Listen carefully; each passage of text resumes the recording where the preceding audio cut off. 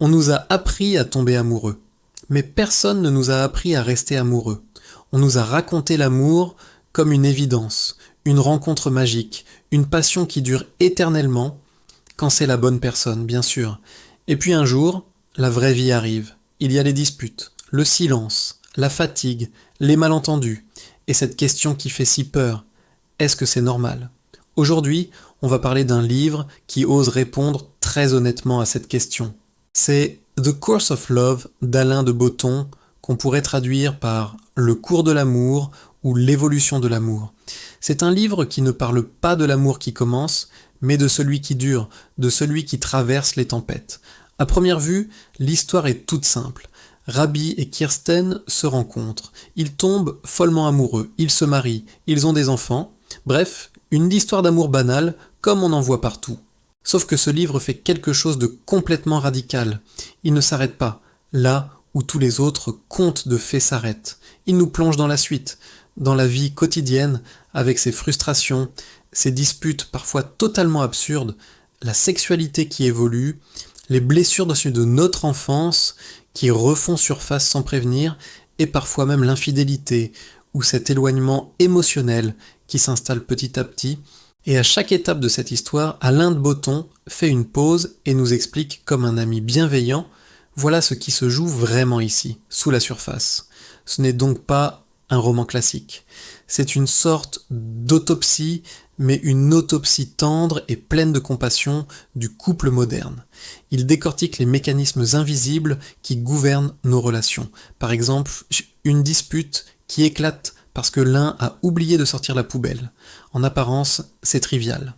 Mais de Botton nous montre qu'en réalité, ce qui se joue, c'est peut-être la peur de ne pas être vu, le sentiment de ne pas être respecté, ou une frustration bien plus profonde. Il nous offre une grille de lecture pour comprendre ce qui se passe quand l'amour quitte la phase passionnelle pour entrer dans la vie de tous les jours. Et le cœur du livre, l'idée la plus dérangeante peut-être, c'est que le romantisme nous a complètement mal préparés à aimer. Toutes ces histoires Gottsarman qu'on nous a racontées depuis notre enfance nous ont appris que l'amour devait être facile, que la compatibilité devait être naturelle, et que si des difficultés apparaissaient, c'était forcément le signe qu'on s'était trompé, que ce n'était pas la bonne personne. Mais dans la vraie vie, c'est tout le contraire. Les conflits ne sont pas une anomalie, ils sont inévitables. De Botton explique qu'on a tellement sacralisé le coup de foudre, l'idée de l'âme sœur et l'intensité des premiers des croissants qu'on en a oublié l'essentiel. Aimer quelqu'un sur la durée n'a absolument rien à voir avec ce qu'on ressent au tout début. En fait, ce qu'on appelle souvent la fin de l'amour, cette période de désillusion, ce n'est souvent que le début de l'amour véritable. Le début de l'amour conscient, de l'amour qui demande un effort. Le romantisme nous a vendu une destination de rêve, une sorte de paradis amoureux. Mais l'amour n'est pas une destination, c'est un voyage, avec ses paysages magnifiques et ses zones de turbulence. Et en croyant au mythe de la facilité, on se sent seul et anormaux dès que les premiers nuages apparaissent. On se dit « ça ne devrait pas être si difficile », alors qu'en réalité, la difficulté est une partie intégrante du processus. Et c'est là qu'on arrive à l'idée la plus puissante du livre. L'amour n'est pas une simple émotion qu'on subit passivement, c'est une compétence. Une compétence qui s'apprend, qui se travaille, qui se cultive. Et pour développer cette compétence, il faut d'abord apprendre à se connaître soi-même. Il faut comprendre ses propres blessures d'enfance, identifier ses mécanismes de défense automatiques et surtout apprendre à reconnaître ceux de notre partenaire. Dans un couple, on a l'impression de se disputer à propos de la vaisselle, de l'argent ou du temps qu'on passe ensemble.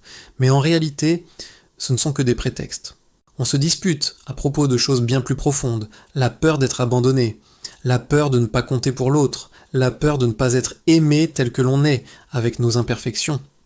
Le problème, c'est que personne ne nous a jamais appris à gérer ces peurs. À l'école, on apprend les maths, l'histoire, mais pas l'intelligence émotionnelle. Du coup, sans même s'en rendre compte, on attend de notre partenaire qu'il guérisse nos blessures, qu'il comble nos manques. On lui donne une mission impossible, alors que lui-même est souvent aussi perdu que nous, avec ses propres valises émotionnelles. Aimer, c'est donc apprendre à devenir un bon professeur et un bon élève pour l'autre, avec patience et bienveillance. Et voici l'une des révélations les plus troublantes du livre, même si elle n'est pas formulée exactement comme ça. Nous ne tombons pas amoureux des personnes qui nous rendent heureux. Nous tombons amoureux des personnes qui nous sont émotionnellement familières.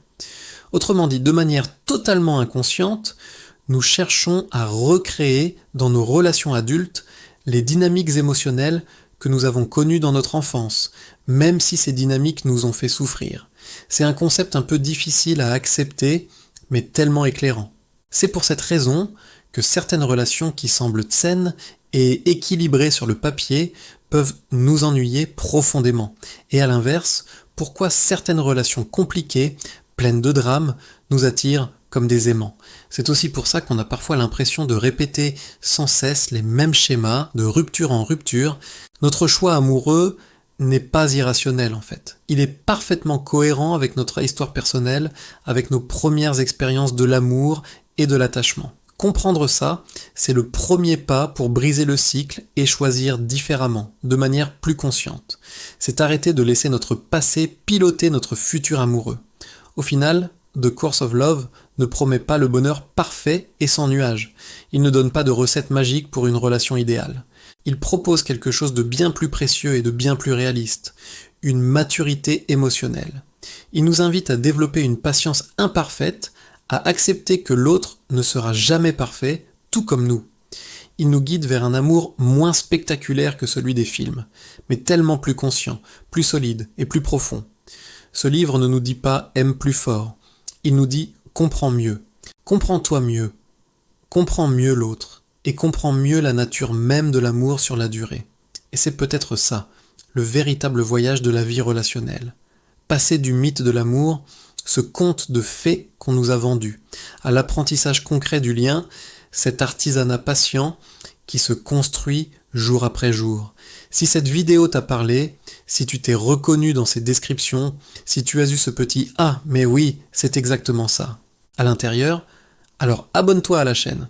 Parce que l'amour, ce n'est pas un conte de fées, c'est un chemin, et personne ne devrait avoir à le parcourir sans une carte pour se repérer. Merci de m'avoir écouté, et à très bientôt.